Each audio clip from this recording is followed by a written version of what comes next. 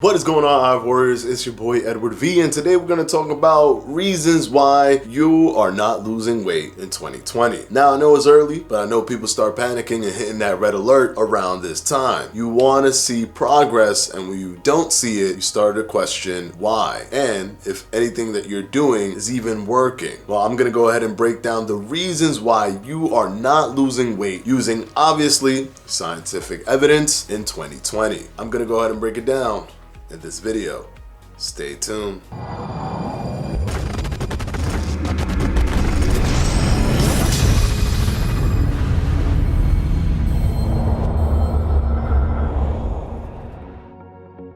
Now let's go ahead and jump into the first reason why you're not losing weight in 2020, and that is going to be exercising without dieting. And by dieting, I don't mean selecting a diet or picking one diet over the other or selecting a specific food group or anything like that. What I'm referring to is not reducing your calories, not understanding how many calories you're taking in. Now, do you have to be meticulous and count every single calorie? No, but calories matter. And I think that people give too much weight to exercising in terms of if you isolate it to just net energy balance. I think people give too much power to exercise because it feels like you're working hard, you're doing so much, you're tired, you're out of breath, you feel weak, you feel accomplished after. So there's so many elements there psychologically that makes you feel like you must have burned so many calories. Now you can go ahead and eat as much as you like because you did so well with this exercise. The problem is that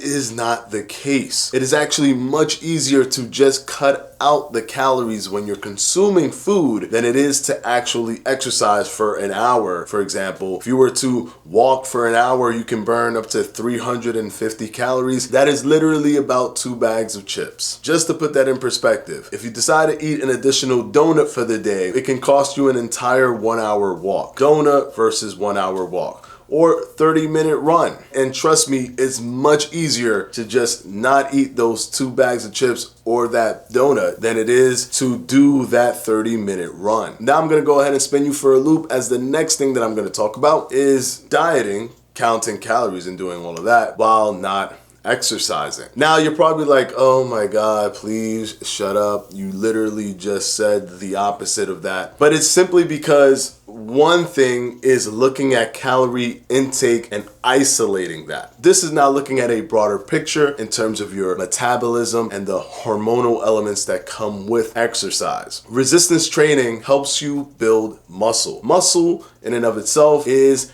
metabolically active and is considered the primary driver for your metabolic rate. So the primary thing to control or to elevate your metabolism. So if you want to maintain weight or you want to help keep reducing weight, even though you're adapting through adaptive thermogenesis, when your metabolism starts to go down because of the reduction in weight loss. So you want to be prepared for this because you can start bouncing back and forth if you don't have things to combat that adaptive thermogenesis. Plus, increasing your cardiometabolic health also helps you burn more calories and helps you sustain that weight loss. The healthier your body is, the less stress, and the better it is at releasing more weight. So what's the moral of the story for those two things? Is simply try to do both. Don't think that exercise is gonna chop up so many calories, and don't think that counting calories alone and just doing that is gonna help you in the long run as your body combats weight loss. You need both to work simultaneously to help you. And this is all because the body is more than just a mathematical equation. It's more nuanced than that. Yes, calories in versus calories out absolutely matters, but the hormonal element also matters greatly, and that can be the make or break. Because as your body starts fighting you and increasing things like ghrelin, which is the hunger hormone, and tells you that you're hungry, and reducing things like leptin, which is a hormone that sends the signal to your brain that you're already full, it's battling your reduction in calories, making it tougher for you to actually lose weight. Another reason why you're not losing weight is because you are not tackling the psychological aspect of weight loss. Listen, weight loss isn't easy. If it was, everybody would just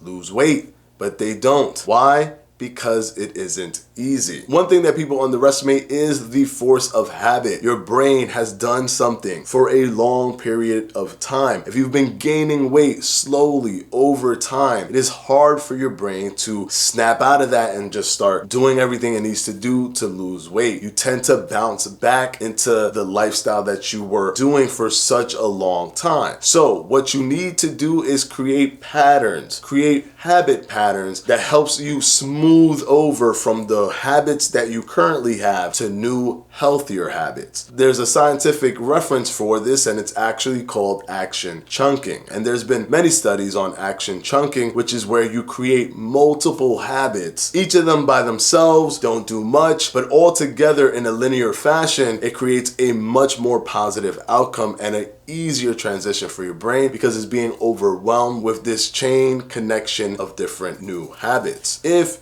you want to do something like intermittent fasting, for example, you can pick a time. You will start to eat at 2 o'clock. So what you do is when you wake up in the morning at 9 o'clock, you go to the gym. That's a new habit that you're forming. When you come back, you work on some type of project every single time. Then you go and watch a certain show every single time, and then you eat your food. And then after that, you go to work if it's PM work, or reverse it if you have work in the morning. Then you come back, go to the gym, then eat, then watch a show.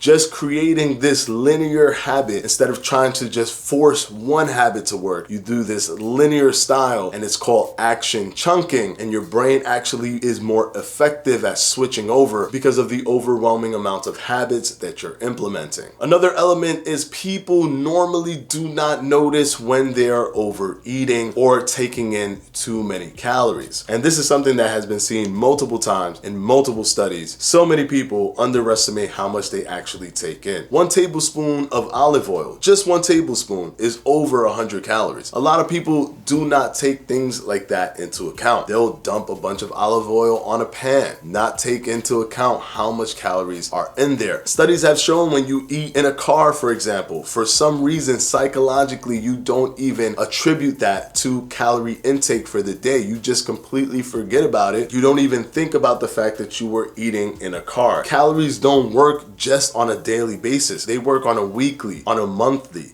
on a yearly basis. So if you're eating little things here and there, eating in the car every once in a while, those things start to add up, and then they can compound over time, and before you know it, you're offsetting all of the stuff that you're doing by these calories that you're not actually measuring. Now, you don't have to measure calories, but you have to have an idea of what you're actually eating and understand where you might be overeating. You have to be super self-aware, take a step back, and literally think about every single thing that goes in your mouth. And to finally end the video, let's talk about eating whatever you want. Now, before I get attacked by those in the intermittent fasting community, which I love, you have to understand, yes, you can eat whatever you want, that's fine, but know what's happening when you do eat whatever you want. You want to eat things that make you feel good, that you like, for sure, and there's healthy things that you can find that make you feel good and that you can enjoy. But if you eat whatever you want, and whatever you want is a bunch of processed foods and just junk food, that will combat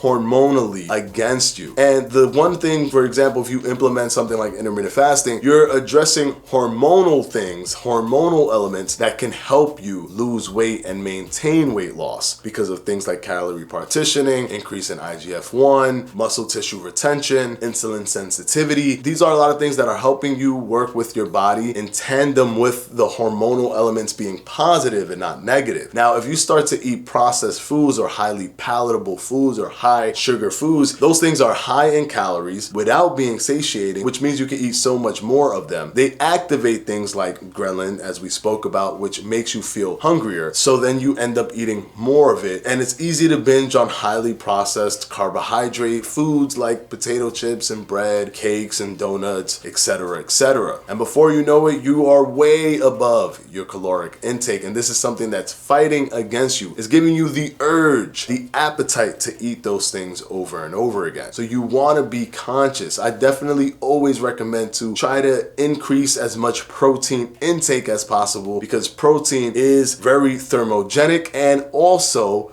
Protein is high in satiety, so it helps you with your metabolism, with burning more calories, and at the same time, you feel satisfied when you eat high protein foods. So if you feel like you're in a rut in 2020, then hopefully this video has given you some sort of help so that you can start to adjust something so that you are no longer at this standstill. And of course, as always, I want to thank my patrons for my Patreon. I'm going to go ahead and put their names right up here.